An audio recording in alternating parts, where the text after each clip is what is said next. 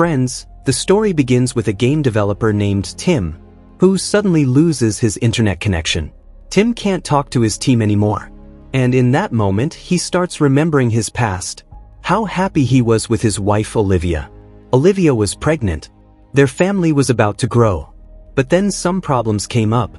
Thinking about all this makes Tim feel sad. And right then Olivia shows up. She takes Tim outside. Renovations were going on in their building, and that's when they both saw that a fire had broken out in the distance, in Harbor City. Thick smoke was rising from that area. After that, Olivia shows Tim their old van. But seeing that brings back more memories for Tim. Olivia says, "Let's just leave for Paris right now. I've already quit my job. Let's make a fresh start." But Tim wanted to finish his game. He couldn't leave his work. Hearing this, Olivia feels upset. That night, she starts crying. At 6 in the morning, Tim wakes up. He gets up and sees that Olivia is about to leave him forever. But now, a strange black wall had appeared right outside their door. Olivia tells Tim, "Remove this wall and let me go." But Tim has no idea what this wall is either. They check the windows, but even there, the same wall is visible. When they try looking outside from other parts of the house, they see the wall everywhere. Olivia kicks the wall in frustration. Their phone signals go dead. Even the Wi-Fi stops working. That's when Tim notices that when he brings his phone close to the wall, it reacts in a strange way. After that, Olivia tries to drill into the wall. But the drill turns completely red, and not a single scratch appears on the wall. They start drilling into the other walls in their home, but they realize the entire building is surrounded by this strange wall. Then they hear a sound coming from the side wall. They drill into it and check, and find their neighbors on the other side. They're also scared. No one understands what's going on. One of Tim's neighbors, Marvin, is a drug addict, and his wife Anna is terrified, asking, "Are we going to die here?" Tim then realizes they don't even have running water in the house. There's nothing left to drink. Tim says, "There's got to be a way out, just like in games." Olivia replies, "This isn't one of your stupid games. We should have left yesterday. But you wanted to finish your game."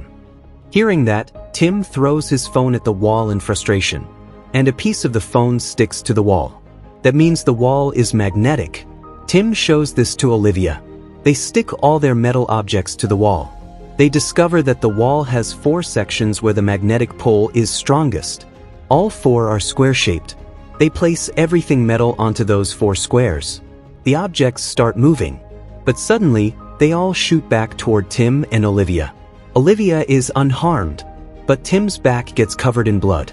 Olivia pulls the metal pieces out of his back and puts bandages on him. They sit down and start eating chips. Suddenly, the neighbors next door start yelling and fighting. Seeing this, Tim and Olivia drill through that part of the wall a little more.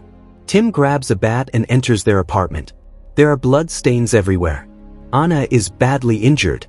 Olivia picks her up. Just then, Marvin attacks Tim. Olivia sprays him with pepper spray. But then we learn the truth. Marvin didn't hurt Anna. Anna was trying to break through the wall and accidentally injured Marvin.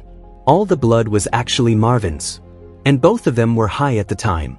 Tim ties up Marvin's hands, saying it's necessary until the drugs wear off.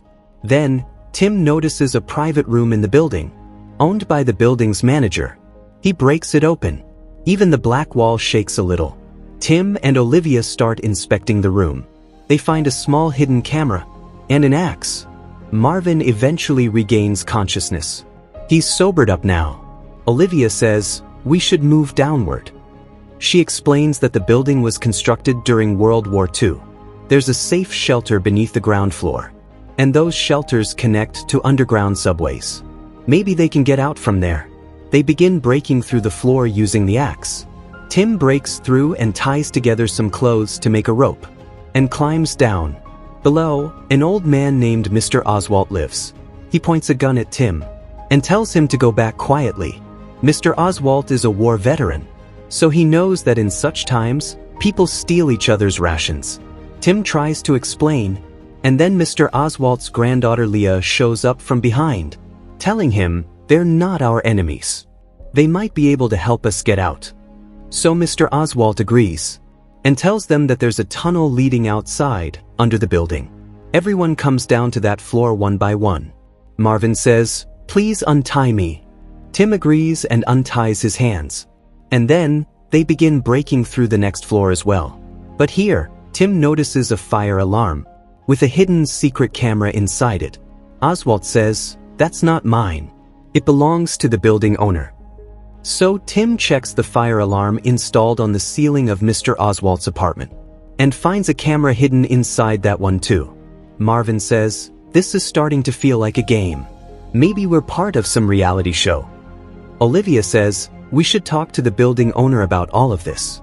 He used to live next door." They break down that wall too. But once they get inside, they discover that the building owner, Friedman, is lying dead.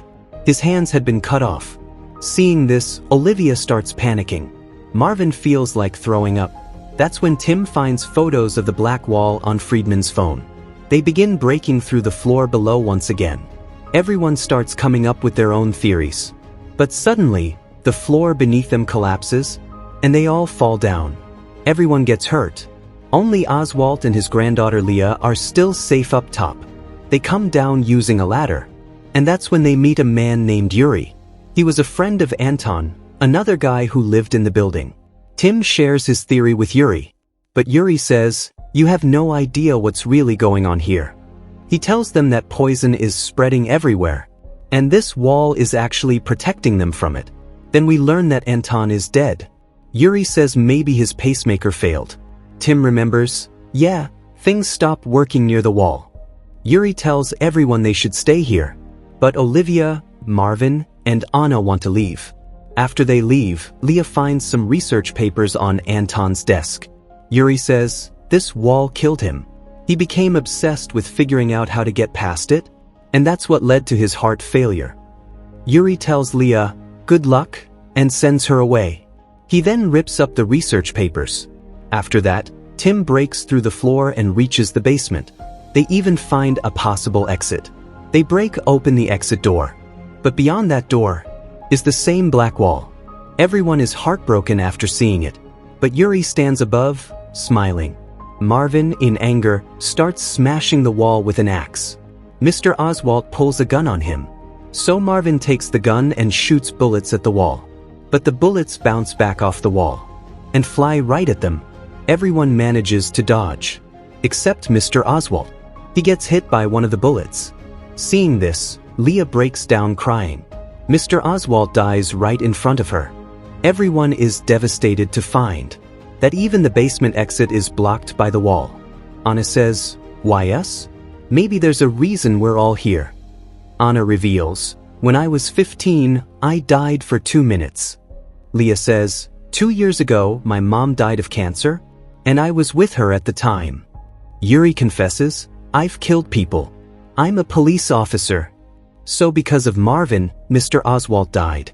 And now it's clear all of them have had a close encounter with death in some way. Yuri asks Olivia and Tim about their story. Olivia says, "We lost our baby." As soon as Tim hears that, he walks away. He asks Olivia, "Why did you have to share something like that with everyone?" Olivia says, "Forget them. But shouldn't we at least talk about it?" That's when we learn that since the miscarriage, Tim had never once talked to Olivia about that day. After the miscarriage, he had just buried himself in his game development, quietly. Olivia says, "I needed you the most at that time, but you never wanted to talk about it. And even now, you don't want to start a new life with me in Paris. I want to start over, but maybe that's just not possible with you." While thinking about all this, Tim suddenly remembers the photos on Friedman's phone. He says, "We need to search his apartment. Maybe we'll find something useful there." But Yuri wasn't interested in any of this. He says, "I'd rather play cards than do all that." Leah says they should also check Anton's notes. She and Olivia begin going through them. Leah notices Anton might have been trying to figure something out with the pattern of the floor tiles. Meanwhile, upstairs, Tim realizes Friedman's room is smaller than the room above it. That's when he figures out there's another hidden room behind this one. Marvin finds something like a remote in a drawer. There's a 4-digit code required to open that room. Tim asks Anna to bring some flour. On the other side, Leah finds Anton's business card. He worked as a programmer at a nano defense company. Yuri says Anton never talked much about his work. Then, Leah finds Anton's broken laptop and some more research papers. One of them has a word code written on it. Yuri warns, if you open that wall, those toxic rays will come in. Meanwhile, Tim sprinkles flour on the remote to reveal fingerprints. Anna goes down and brings Olivia back upstairs. Tim tries 24 different code combinations and finally opens the secret door.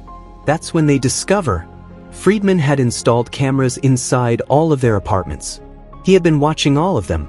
Even Marvin and Anna's private moments were recorded. And in one of those recordings, they see exactly how that black wall suddenly appeared last night. The scene then shifts to Leah downstairs. She's thinking about what Anton might have discovered. Leah walks over to Anton's body and sees strangulation marks on his neck. Just then, Yuri appears behind her. At the same time, upstairs, the others play Anton's video footage. They see that Anton had somehow opened the wall. And then, Yuri strangled him to death. Downstairs, Marvin sees Yuri burning Anton's research papers. He's also killed Leah. Yuri tells Marvin, "You have to understand, this wall is protecting us." After watching the recordings, Tim runs toward Yuri. Yuri had been holding Marvin hostage. A fight breaks out between Tim and Yuri. Yuri starts overpowering Tim. But then, Marvin kicks Yuri from behind and points Mr. Oswald's gun at him. Tim knocks Yuri unconscious. They tied up Yuri. Tim hands the gun to Marvin and tells him, "Keep an eye on him." He then goes to Olivia and says, "Lee's death wasn't your fault." Anna says, "I don't know why Yuri killed her." That's when Tim notices Anton's burned notes. Anna says, "There might be something in this room's video recordings." Olivia says, "What if this wall is a code?" She adds, "Regular walls are built from identical bricks, but this one has a unique pattern." Seeing the burned notes, Tim suspects these might be interval codes. Interval codes are even more complex than Morse code. Then Olivia shows Tim Anton's company card. Tim says, "Look, this company is located in the same area where that fire broke out yesterday." They ask Yuri, "Tell us, how did Anton open that wall?" But Yuri refuses to say anything. Tim points a gun at him and asks, "That fire in the harbor district, did it happen at the Nano Defense Company?" Yuri replies, "Yes." He says, "This wall is for our protection. It's shielding us from atomic, biological, chemical, every kind of attack." Yuri believed that a war was happening outside. Olivia asks, "Then why did Anton want to go out?" Yuri says, "He thought something in the system was broken. And that's why he tried to open the wall. So I had to kill him." By now, it's very clear. Yuri was a complete psycho. He tells Marvin, "Just watch. No matter what happens, you're the one who's going to ruin everything." That's when Marvin loses his temper and starts beating him up. Tim pulls Marvin away to stop him. Then they hear Anna calling them from upstairs. "Come take a look. Anton spent hours researching this." Tim realizes Anton had programmed an app that helped him open the wall. But Yuri had destroyed his phone. So Tim extracts the data from Anton's broken phone. That's when he realizes the wall didn't use interval codes. It used optical codes. Anton had unlocked the wall using flashes from his phone. Tim loads the app into another phone and brings it in front of the wall. The app selects the same 4 squares from the wall. When Tim presses them on the phone sends out optical signals using the flash, which causes the wall's patterns to shift. It begins to look like a portal. Anna puts her hand inside. She feels something warm on the other side. Suddenly Marvin shouts, "Pull your hand back out." But Anna's hand gets stuck inside. They try to pull her back, but the portal begins sucking in half of her body. The wall starts turning solid again. And in the middle of all that, Anna dies. Marvin breaks down crying. While inside, Yuri starts laughing hysterically. Seeing this, Marvin shoots Yuri multiple times. Then, in pain, he turns the gun on himself and pulls the trigger. Now only Tim and Olivia are left.